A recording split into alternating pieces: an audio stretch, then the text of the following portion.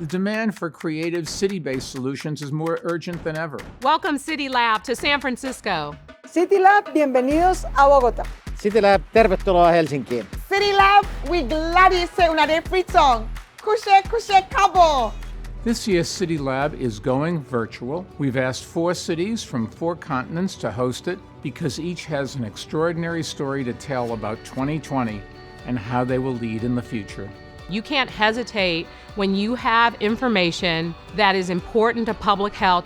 One thing that the pandemic has definitely laid bare is a lot of underlying economic fault lines. And my hope is that this tale of 2 pandemics has opened our eyes. And perhaps no measure exemplifies injustices and failures in our economic decisions than what we call the racial wealth gap.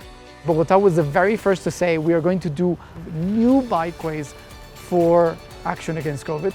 And we're actually going to make a little history today, and it's my honor to introduce her. Around the world, cities big and small are the heartbeat of our countries. Cities bring people together. But it's not just the biggest cities with a lot of resources that we should be learning from. That's why listening is such an important part of federal policy when it comes to how we engage with cities, counties, and towns. The most important resource you have is public trust. We need to be talking to the community as much as we possibly can.